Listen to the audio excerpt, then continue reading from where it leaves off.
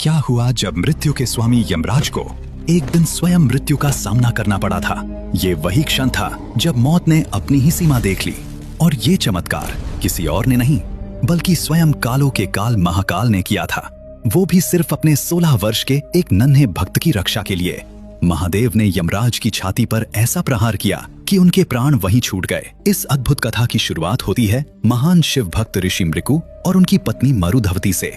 उनके पास धन, सम्मान और यश सब कुछ था, लेकिन जीवन की सबसे बड़ी कमी थी संतान का अभाव। दोनों ने भोलेनाथ को प्रसन्न करने के लिए कठोर तपस्या की। अंततः महादेव प्रकट हुए और वरदान देने से पहले एक कठिन विकल्प रख दिया। उन्होंने पूछा, तुम्हें कैसा पुत्र चाहिए? एक ऐसा जो 100 वर्षों तक जीवित रहे पर बुद्धिहीन हो, या फिर ऐसा जो अत्यंत ज्ञानी हो पर जिसकी आयु केवल 16 वर्ष हो? प्रभु, मुझे ज्ञान से भरपूर पुत्र चाहिए, भले ही उसकी आयु केवल 16 वर्ष हो। कुछ समय बाद उनके घर में किलकारियां गूंजी। पुत्र का नाम रखा गया मार्कंडेय।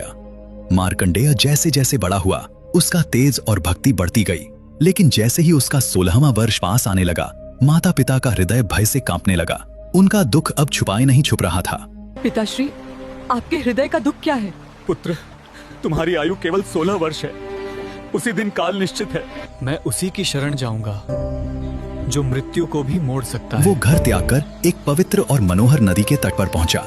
वहां उसने मिट्टी से एक शिवलिंग बनाया और तपस्या में लीन हो गया। 3 दिन निरंतर साधना चली।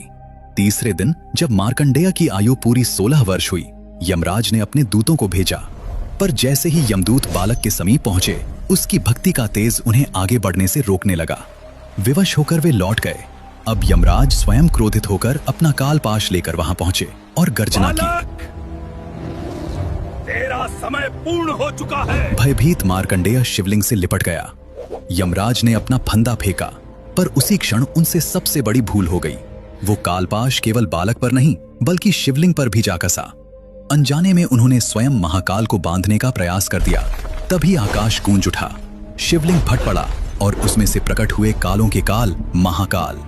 गरजते हुए उन्होंने कहा, मूर्ख, मेरे भक्तों पर प्रहार करने का साहस कैसे किया? अगले ही क्षण महाकाल ने अपनी प्रचंड लात यमराज की छाती पर मारी और त्रिशूल से वहीं उनका अंत कर दिया। उस क्षण संसार से मृत्यु ही लुप्त हो गई। महादेव ने अपने भक्त मार्कंडेय को अमरता का वरदान दिया।